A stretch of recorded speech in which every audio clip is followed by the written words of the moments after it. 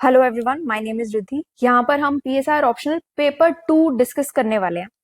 तो एक एक करके क्वेश्चंस देखते हैं सबसे पहले तो कि कौन से पूछे गए हैं और देखेंगे कितने क्वेश्चंस रिपीटेड हैं और कितने न्यू क्वेश्चंस आए हैं। तो पहला क्वेश्चन है, discuss the interpretive approach to the study of comparative politics. 10 number का ये क्वेश्चन आया है एंड ये एक नया क्वेश्चन है। ऑल्दो यूनिट 1 में ये क्वेश्चन कवर हो जाएगा, अप्रोचेस वाले पार्ट में ये कवर हो सकता है, बट एक नया क्वेश्चन है तो ठीक है, मैं इसको डायरेक्ट क्वेश्चंस में नहीं काउंट कर रही हूँ फिलहाल। नेक्स्ट क्वेश्चन है, explain the central tenets of the world systems theory. ये भी अगेन 10 नंबर का क्वेश्चन है। तो यहाँ पर आप देख सकते हो 2017 का ये क्वेश्चन है, examine the world systems approach as developed by Immanuel वॉलेस्टीन।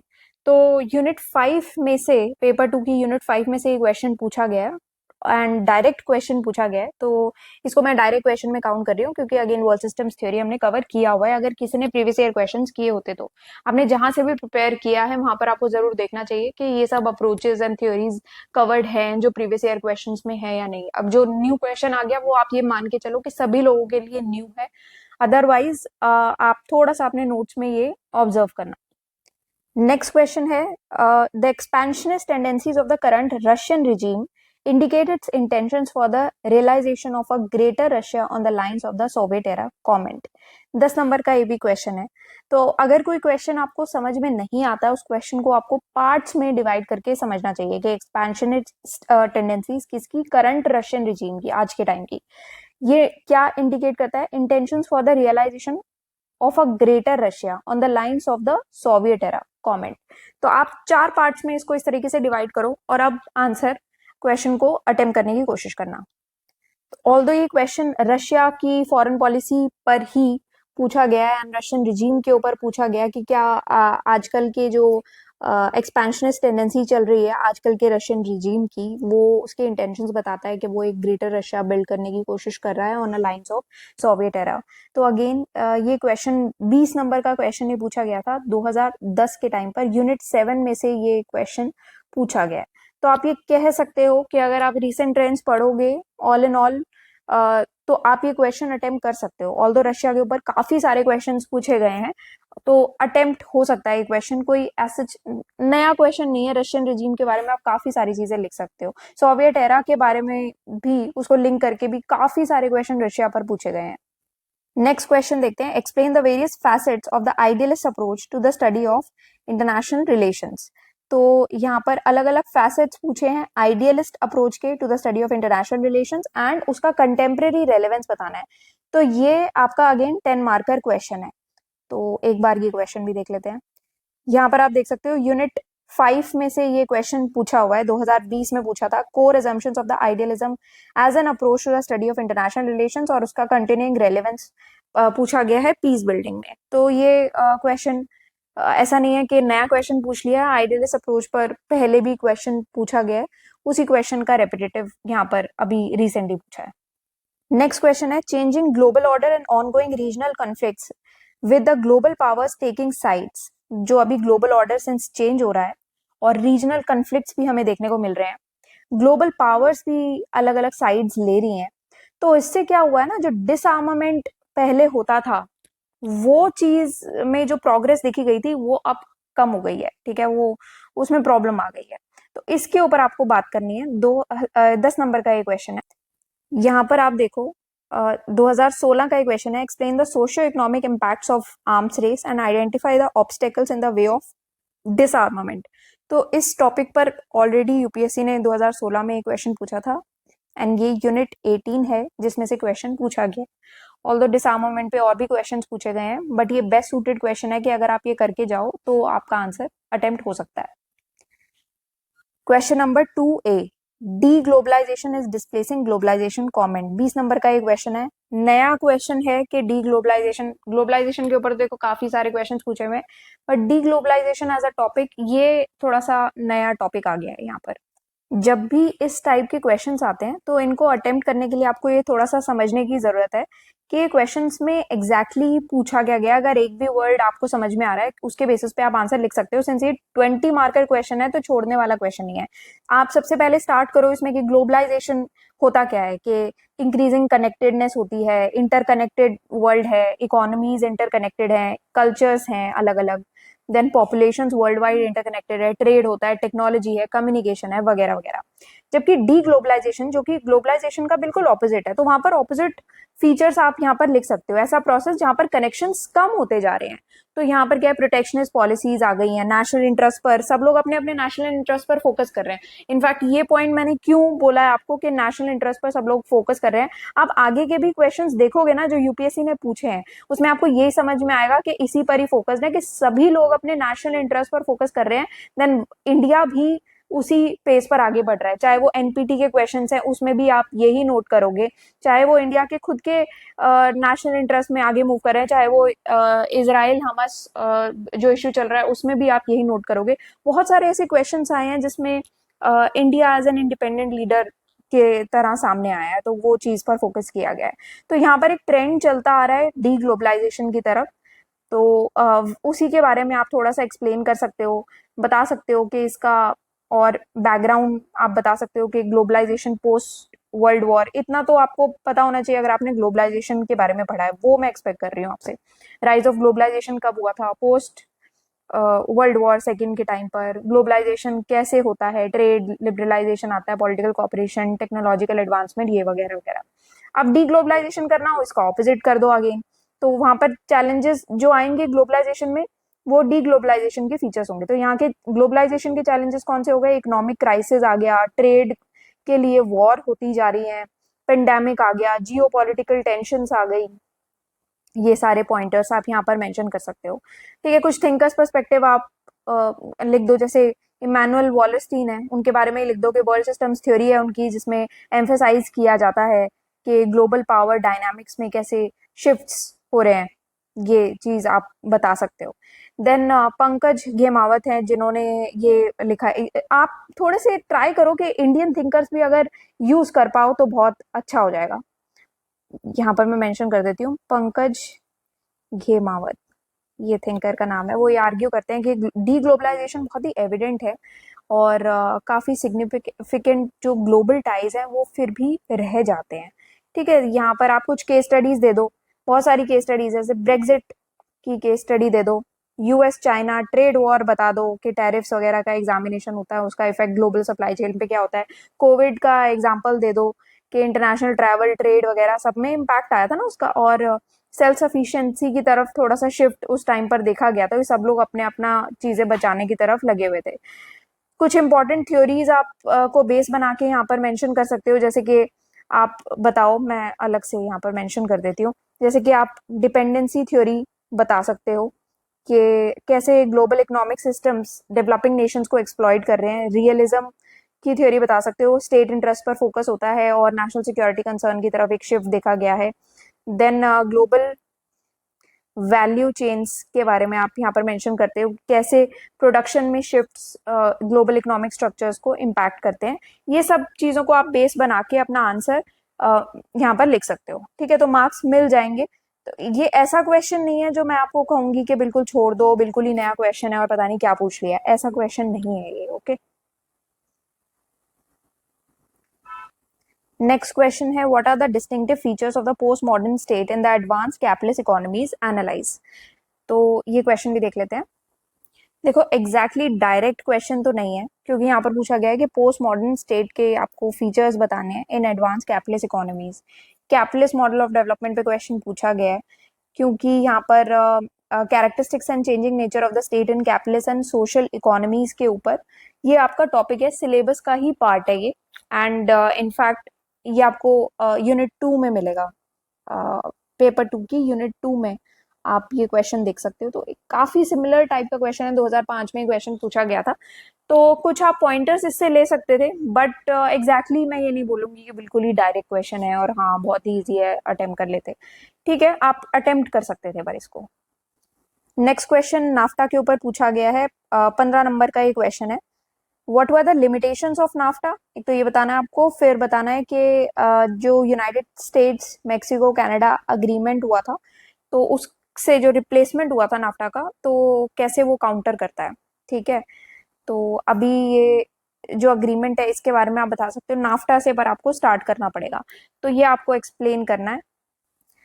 अब यहाँ पर आप देखो, नाफ्टा के ऊपर ये क्वेश्चंस पूछे हुए हैं। एक तो 2017 में क्वेश्चन पूछा था नाफ्टा के ऊपर, ठीक है। दूसरा क्वेश्चन पूछा था 2012 में, ये पूछा गया था अगेन, इलीगल माइग्रेशन हो रही है from Mexico to USA and Canada has been major gain for United States through NAFTA. तो ये इस टॉपिक के ऊपर ऑलरेडी क्वेश्चंस पूछे गए हैं नाफ्टा के ऊपर, और जो इनका फिर अगर आप आज के टर्म्स में पढ़ोगे, ये 2012 क्वेश्चन है, पर अगर आप ये अटेम्प्ट करोगे और आज के टर्म्स में आप पढ़ोगे तो आपको कुछ पॉइंटर्स मिल जाएंगे regarding the United states Mexico Canada agreement. तो ये आप यहाँ पर मेंशन कर सकते हो, तो बिल्कुल इनडायरेक्ट क्वेश्चन नहीं है ये, तो वो आप एक बार देख लें, यूनिट 10 में है ये टॉपिक, आपको मिल जाएगा, 2017-12 का क्वेश्चन है। नेक्स्ट क्वेश्चन है, discuss the major recent social movements related to the physical rights of women in various countries of the world. Again ये एक न्यू क्वेश्चन है कि जिसमें फिजिकल राइट्स ऑफ वुमेन से रिलेटेड ऑल दो question पूछा हुआ है। ऐसा क्वेश्चन आपको अजीब लगेगा ऑल दो सुनने में, बट सोशल मूवमेंट्स के ऊपर बहुत सारे क्वेश्चन पूछे हुए हैं, but literally physical rights of women के ऊपर कोई क्वेश्चन नहीं पूछा गया एज सच, बिल्कुल डायरेक्ट क्वेश्चन। बट हाँ, वुमेन के ऊपर बाकी सारे क्वेश्चंस, काफी सारे क्वेश्चंस पूछे हुए हैं। जब भी सोशल मूवमेंट्स की बात आई है, हमने आंसर में जरूर ये मेंशन किया है। मैं ये नहीं कहूंगी कि प्रीवियस ईयर क्वेश्चन से रिपीटेड है, बट हाँ, अगर आपने सिनॉप्सिस के नोट्स किए हो तो उसमें आपको सोशल मूवमेंट्स वाले टॉपिक्स में वुमेन रिलेटेड जो सोशल मूवमेंट्स है वो आपको मेंशन मिल जाएंगी। बट सिंस ये 20 मार्कर क्वेश्चन है तो आपको बहुत एक्सटेंसिवली लिखना होगा। इसको मैं डायरेक्ट क्वेश्चन में ही काउंट कर रही हूँ। क्यों? क्योंकि ये अगर आपको फॉर एग्जाम्पल ये प्रीवियस ईयर क्वेश्चंस में पीएसआर में नहीं भी मिलता है तो भी ये जीएस2 में से डायरेक्ट क्वेश्चन आता है। मतलब जीएस2 में हम पढ़ते हैं सोशल मूवमेंट्स के बारे में विमेन रिलेटेड, तो वहां से ये डायरेक्ट क्वेश्चन बनता है। तो अगर आप जीएसपी करके गए हो वो आप मेंशन कर सकते हो, कोई दिक्कत नहीं है इसमें, आपका बहुत अच्छा आंसर बनेगा। नेक्स्ट क्वेश्चन है, critically examine the role of political parties in sustaining and stabilizing democracies in the developing societies. ठीक है, तो पॉलिटिकल पार्टीज का आपको रोल बताना है डेवलपिंग सोसाइटीज में डेमोक्रेसीज को स्टेबलाइज करने के लिए। यहाँ पर आप देख सकते हो पॉलिटिकल पार्टीज के ऊपर काफी सारे क्वेश्चंस पूछे हुए हैं। ये यूनिट 3 है पेपर 2 का, तो इसके ऊपर काफी सारे क्वेश्चंस पूछे हुए हैं। यहाँ से आप ये डायरेक्ट आंसर निकाल सकते हो, काफी सारे क्वेश्चन हैं। तो पार्टी सिस्टम के ऊपर, पॉलिटिकल पार्टीज के ऊपर, पॉलिटिकल पार्टिसिपेशन के ऊपर, तो आपको अलग अलग पॉइंट्स यहाँ से जरूर मिल जाएंगे। पॉलिटिकल पार्टीज के ऊपर पहले भी काफी सारे क्वेश्चन क्योंकि पूछे गए हैं। Next question है, do you agree with the view that USA uses NATO as a traditional tool of strategy to perpetuate its hegemony in the world? तो USA and its hegemony पर तो काफ़ी सारे क्वेश्चंस यूपीएससी ने already पूछे ही हैं। तो यहाँ पर आप ये आप मान के चलो कि क्वेश्चन बिल्कुल ऐसा नहीं है कि कोई नया क्वेश्चन पूछ लिया। ये हम जीएस2 में भी पढ़ते हैं, आईआर में, एंड पीएसआर में भी यूएसए और हेजिमनी पर काफी सारे क्वेश्चंस ऑलरेडी पूछे हुए हैं, तो वो आप यहाँ से देख सकते हो। यहाँ पर आप देख सकते हो American hegemony as a topic ही है आपके सिलेबस में, तो यहाँ पर American hegemony, United States of America as a hegemon, इस पर काफी सारे क्वेश्चंस पूछे हुए हैं। तो ये कोई ऐसा नया क्वेश्चन नहीं है, पुराना ही है क्वेश्चन, तो आप यहाँ से ये देख सकते हो। नेक्स्ट 4A, ये क्वेश्चन है ग्राम्सियन थ्योरी ऑफ हेजिमनी पर, कि it provides many valuable insights into the nature of global power. तो ये 20 नंबर का क्वेश्चन है। In fact hegemony as a topic paper 1 का ये पार्ट है, ऑल्दो ये टॉपिक, बट यहाँ पर पूछा गया because it is in context of global power. But Gramscian theory of hegemony के ऊपर ही काफी सारे यूपीएससी ने क्वेश्चंस ऑलरेडी पूछे हुए हैं। यहाँ पर आप देख सकते हो ये यूनिट 7 है बेसिकली, एंड यहाँ पर कंसेप्ट ऑफ हेजिमनी पर, ग्राम्सियन थ्योरी ऑफ हेजिमनी, यहाँ पर ये सारे क्वेश्चंस ग्राम्सियन थ्योरी ऑफ हेजिमनी पर ही पूछे हुए हैं, तो यहाँ से आप जरूर अपना आंसर देख सकते हैं।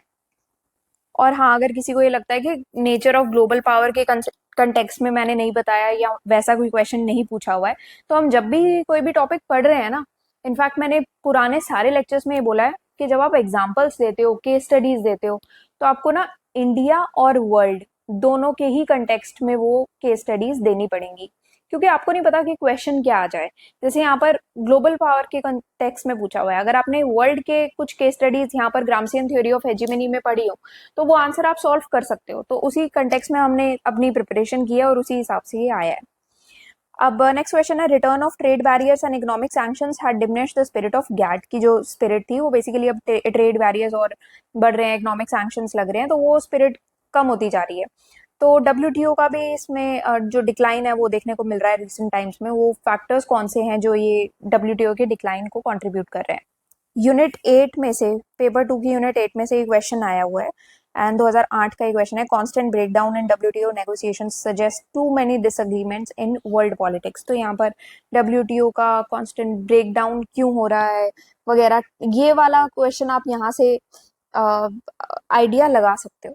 गैट के बारे में जब हमने डब्ल्यूटीओ के बारे में ही पढ़ते हैं तो बैकग्राउंड में हम थोड़ा सा गैट के बारे में जरूर डिस्कस करते हैं, तो वो काफी बार हमने पढ़ा है। इनफैक्ट जीएस 2 में अगेन ये हमने पढ़ा हुआ है। तो मेंस के ही ये कुछ कुछ ऐसे टॉपिक्स हैं जो कि मेंस में भी काफी बार पूछे हुए हैं, प्रीवियस ईयर क्वेश्चंस अगर आप देखोगे जीएस के ही। तो नया क्वेश्चन मैं नहीं मानती इसको, रिपीटेड क्वेश्चन ही आप कंसिडर करो इसको।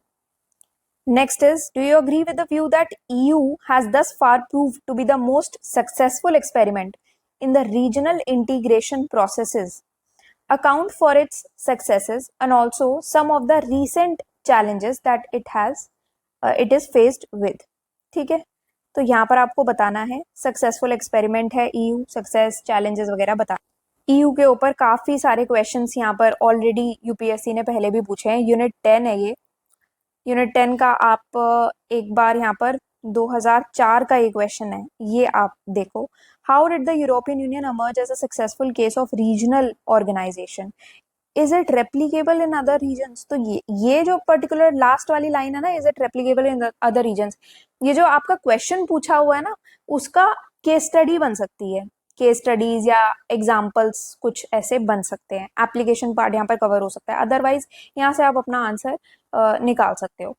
तो नया क्वेश्चन नहीं है, ऑल्दो यू पे काफी सारे क्वेश्चंस हैं रीजनल ऑर्गेनाइजेशन के ऊपर, तो ये तो काफी मतलब सिंपल क्वेश्चन होना चाहिए आपके लिए। सेक्शन बी के क्वेश्चंस देखते हैं। तो 5A ये क्वेश्चन है, 10 नंबर का क्वेश्चन आया था यूएनएससी के ऊपर कि इंडिया को बेसिकली एक सेमी परमानेंट मेंबर बन जाना चाहिए यूएनएससी का, rather than permanent member without the right to veto. ठीक है, तो इंडिया का जो परमानेंट सीट का जो डिस्कशन है उसके ऊपर तो काफी सारे यूपीएससी ने क्वेश्चन पूछे हैं। उस पर पूरा टॉपिक है आपका, demand for permanent seat in the security council, ये आपका पूरा टॉपिक है। इसमें 2020 में यूपीएससी ने जैसे क्वेश्चन पूछा हुआ है, यूनिट 17 है ये, इसमें आपको ये सारे क्वेश्चंस मिल जाएंगे, तो यहाँ से आप अपना आंसर डिराइव कर सकते हो। काफी सारे ये क्वेश्चंस यूपीएससी ने इसी टॉपिक पर ही पूछे हुए हैं। ठीक है, 1996 का सबसे पुराना क्वेश्चन आप देख लो। नेक्स्ट क्वेश्चन है, Bhutan has historically been an ally of India but the China Bhutan border related issues have become a security issue for India. ये यूनिट 14 है एंड यूनिट 14 का आप ये 2017 का क्वेश्चन देखो एक बार। The treaty of perpetual peace and friendship between India and Bhutan needs to be revised with more pragmatic realistic obligations and responsibilities. तो यहाँ पर आप पूरा एक्सप्लेन कर सकते हो इंडिया भूटान का पहले का रिलेशनशिप कैसा था, जो फ्रेंडशिप उनकी थी, एक अलाय रहे हैं दोनों एक दूसरे के। देन आफ्टर दैट अभी जो China Bhutan border related issue हो रहा है उससे सिक्योरिटी इशू आ रहा है, ये सारी चीजें आप लिख सकते हो। इनफैक्ट ये तो आपके करंट अफेयर्स का भी पार्ट है, तो वहां से भी आप चीजें ले सकते हो। नेक्स्ट क्वेश्चन है, nothing is going to move within the WTO negotiations unless India is on board. Main reasons behind India's increase clout in the WTO. India और डब्ल्यूटीओ पर भी अगेन काफी सारे क्वेश्चंस यूपीएससी ने यहाँ पर पूछे हुए हैं, आप देख सकते हो। ठीक है, कि इंडिया का जो कोलेशनल डिप्लोमेसी है डब्ल्यूटीओ के साथ, then leadership role of India in WTO negotiations, India and WTO, काफी सारे क्वेश्चंस यहाँ से पूछे हुए हैं। गैट के ऊपर यहाँ पर भी क्वेश्चन पूछा हुआ है, गैट एंड डेवलपिंग कंट्रीज, जो गैट के ऊपर अभी पहले भी हमने एक क्वेश्चन दिखा था। तो यहाँ पर आपको पॉइंटर्स अगेन मिल जाएंगे, कोई ऐसा नया टॉपिक नहीं है, ये पुराना ही टॉपिक है। Discuss the rationale behind replacing Asia Pacific strategy with the new term Indo Pacific strategy। तो यहाँ पर एशिया पैसिफिक स्ट्रैटेजी और इंडो पैसिफिक स्ट्रैटेजी के बारे में लिखना है कि क्यों रिप्लेस किया, क्या रैशनेल है वगैरह। अब देखो यहाँ पर एक क्वेश्चन पूछा जरूर हुआ है, 2019 का क्वेश्चन है, how is India responding to the idea of Indo Pacific. ये टॉपिक आता है impact of geographical location in India foreign policy में। तो यूनिट 12 है ये, एंड इसमें ये टॉपिक बन जाता है। बिल्कुल डायरेक्ट मैं नहीं बोलूंगी इसको, बट हाँ इनडायरेक्टली इंडो पैसिफिक पर एक क्वेश्चन यहाँ पर पूछा हुआ है यूपीएससी ने, तो वो यहाँ से आप ले सकते हो, बट इसको मैं एब्सोल्युटली डायरेक्ट क्वेश्चन के टर्म्स में काउंट नहीं कर रही हूँ। नेक्स्ट है, despite deep ties India's relations with Sri Lanka have seen strains due to China's growing influence in Sri Lanka through investments and economic dominance analyse. ये हम काफी पुराना टॉपिक है, बहुत पहले से पढ़ते आ रहे हैं, GS2 में कितनी बार हम पढ़ चुके हैं इसको। इनफैक्ट मतलब इस पे तो मैंने काफी सारे लेक्चर्स भी ले लिए हैं, और PSIR में भी हम काफी बार ये चीज डिस्कस कर चुके हैं। इनफैक्ट इंडिया श्रीलंका का तो आजकल का टॉपिक ही यही बनता है, तो ये मैं बिल्कुल ही डायरेक्ट क्वेश्चन मान रही हूँ। ये तो मतलब आपने करंट अफेयर्स में भी पढ़ा है, GS2 में भी पढ़ा है, हमने लेक्चर्स में भी पढ़ा है, देन PSIR में भी हमने पेपर 2 में ये पढ़ा है। आज भी हम अगर इंडिया श्रीलंका डिस्कस करते हैं तो सबसे पहला कंसर्न हमारे माइंड में चाइना का ही आता है, और चाइना और श्रीलंका के कंटेक्स्ट में जब भी हम बात करते हैं तो यहाँ पर वो इन्वेस्टमेंट्स, इकोनॉमिक डोमिनेंस, ये सारे एरिया जरूर आ जाते हैं। ये आपका पूरा का पूरा टॉपिक भी है यूनिट 14 का। ये आपका टॉपिक है conflict and cooperation in south Asia, India and Sri Lanka. तो यहाँ पर भी हम ये पूरी चीज पढ़ते हैं। नेक्स्ट क्वेश्चन है 6A, would you concur with a view that of late India's foreign policy has been in a transition mode from Nehruvianism to neo liberalism, support your answer with the help of suitable example. Nehruvian policy के बारे में आप थोड़ा सा बताओगे, then उसके बाद आप नियो लिबरलिज्म के बारे में बताओगे, कैसे ये ट्रांजिशन मोड में जारी है, ये आप थोड़ा सा एक्सप्लेन करो, एग्जांपल्स दे दो। ये कोई नया क्वेश्चन नहीं है, अगेन ये भी पुराना क्वेश्चन है, इसको मैं डायरेक्ट क्वेश्चन की लिस्ट में काउंट करती हूँ। एंड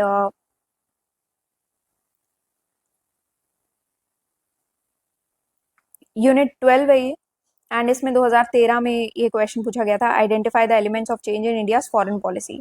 तो आप एलिमेंट्स ऑफ चेंज बताओगे, यहाँ पर आप मेंशन करोगे कि नेहरूवियन से कैसे अभी नियो लिबरल पॉलिसी चलती आ रही है, और नियो लिबरल पॉलिसी और नेहरूवियन पॉलिसी पर ऑलरेडी काफी सारे क्वेश्चंस हैं, आप अपने आप यहाँ पर मेंशन कर सकते हो, नया क्वेश्चन नहीं है बिल्कुल भी। नेक्स्ट क्वेश्चन है, does the idea of 21st century as Asian century continue to remain feasible given the growing friction between India and China? India and China के ऊपर काफी सारे क्वेश्चंस यूपीएससी ने पूछे हैं, यहाँ से आप दे सकते हो। In fact geo strategic points of contention in the bilateral relationship with between India and China, ये काफी अच्छा टॉपिक बनता है, इसमें से सबसे ज्यादा पॉइंटर्स आप ले सकते हो। बाकी तो काफी सारे क्वेश्चंस यूपीएससी ने पूछे ही हुए हैं, आप अलग अलग पॉइंटर लेके अलग अलग टॉपिक पर, ये जितने भी क्वेश्चंस है ना सारे, मतलब आपको दिखेगा कि इतने सारे टॉपिक्स पर क्वेश्चन पूछा हुआ है इंडिया चाइना के कंटेक्स्ट में, इतने सारे पॉइंटर्स आप निकाल सकते हो, जितने क्वेश्चन है उतने पॉइंटर तो आपको मिल ही जाएंगे। ठीक है, यहाँ पर एक और आप देख लो, 2018 का ये क्वेश्चन पूछा गया था, do you agree with the view that the Indian foreign policy is increasingly shaped by the new liberal outlook. तो ये यहाँ से भी आप सारे पॉइंटर्स ले सकते हो। ये न्यू लिबरल वाला मैंने आपको, ये 6A का जो क्वेश्चन है इंडिया फॉरेन पॉलिसी और न्यू लिबरलिज्म वाले कंटेक्स्ट में बताया आपको कि वहां से आप पॉइंटर्स ले सकते हो। नेक्स्ट क्वेश्चन है 6C का पार्ट है ये, जिसमें पूछा गया कि पोटेंशियल रोल बताना है India could play as a leader of the global south in realising the goal of establishing a new international economic order in the 21st century. New international economic order और India as a leader of global south के context में यहाँ पर बात करनी।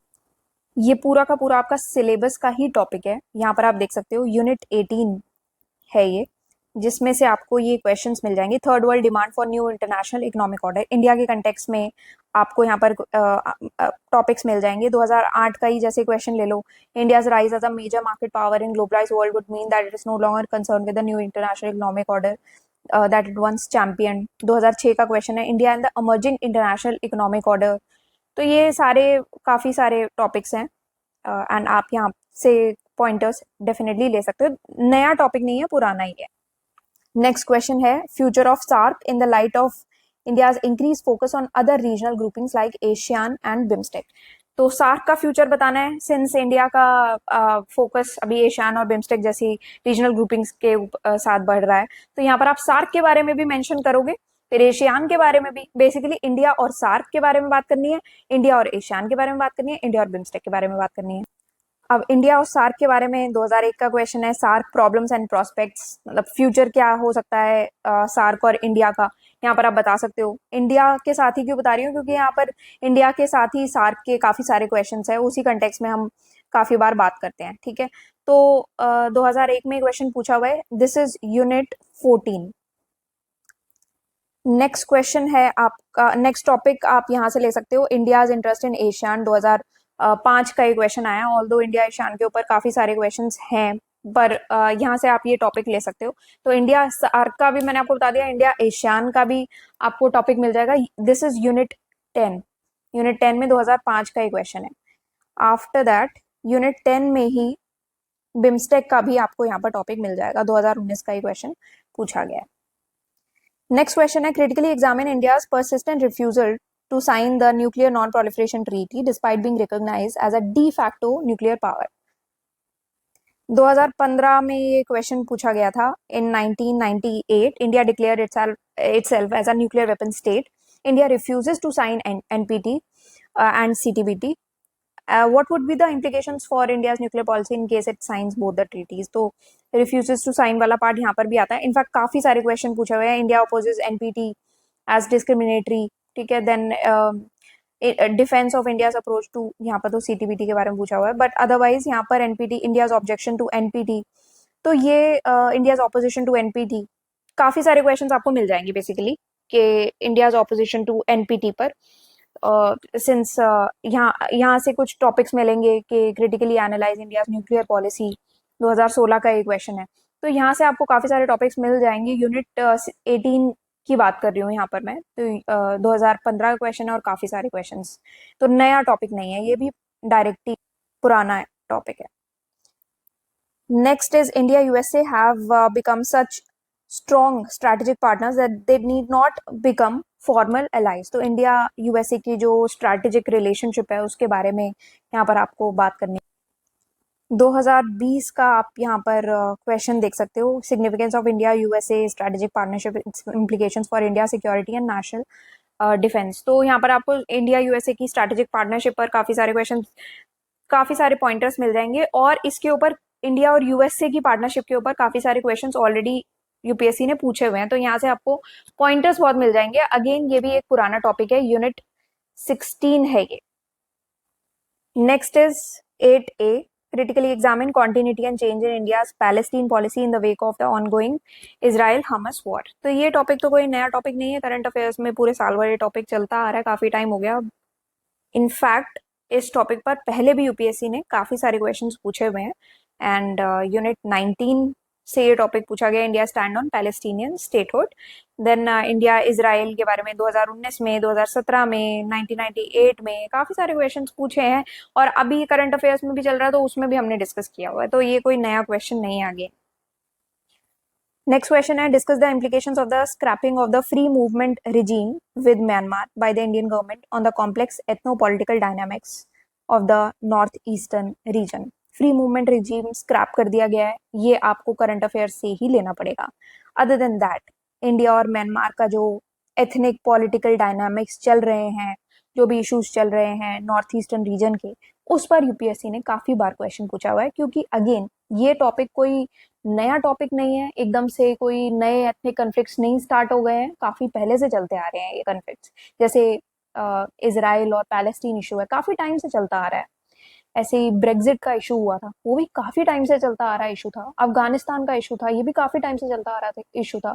In fact आप notice करोगे तो यूपीएससी ने आईआर में भी करंट अफेयर्स में वो टॉपिक्स पूछे हैं जो पहले भी पूछ चुका है, एक ऑनगोइंग इशू है ये काफी सालों के।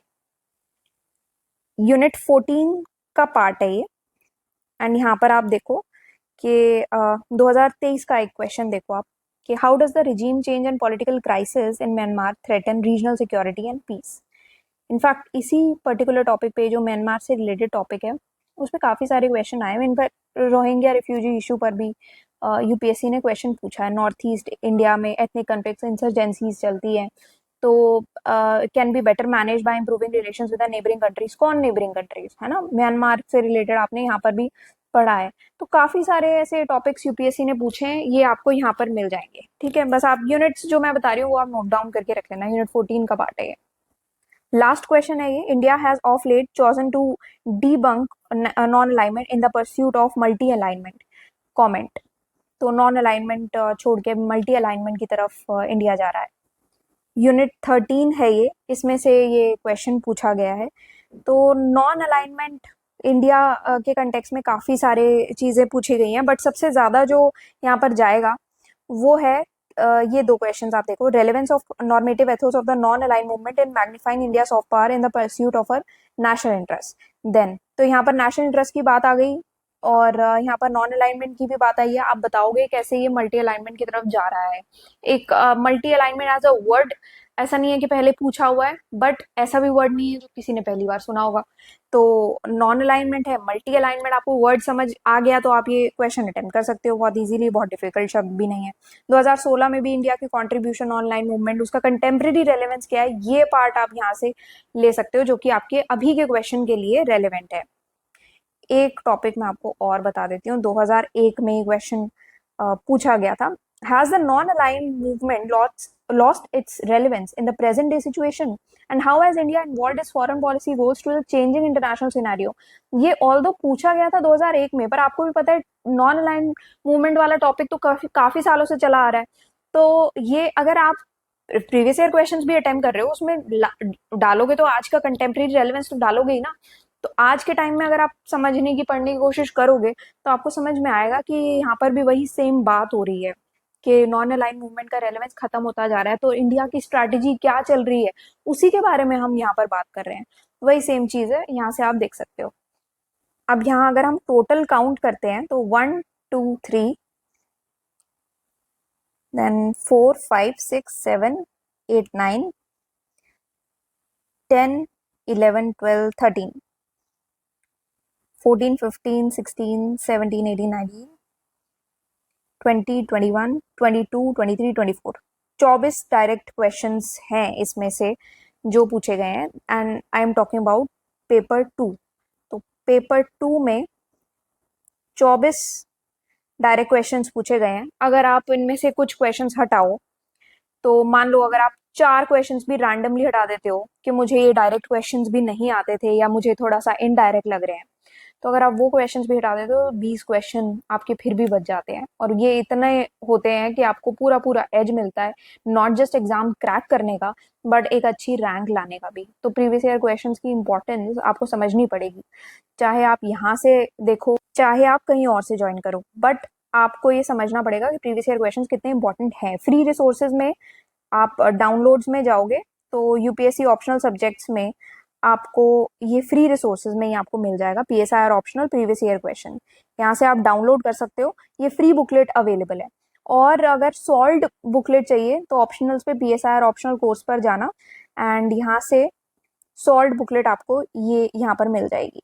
ठीक है, बाकी जितने भी कोर्सेज हैं वो आप देख सकते हो अपने हिसाब से, जैसा भी आपकी प्रिपरेशन को सूट करता है। और अगर आपने कहीं और से ज्वाइन किया है तो वहां पर भी आपको ये मेक श्योर करना है कि उन नोट्स में प्रीवियस ईयर क्वेश्चन सॉल्व होने चाहिए। अगर नहीं मिल रहे हैं, टॉपिक सॉल्व नहीं हो रहे हैं, तो उन नोट्स को फाड़ के फेंक दो, उसका कोई मतलब नहीं बनता, कोई फायदा नहीं है।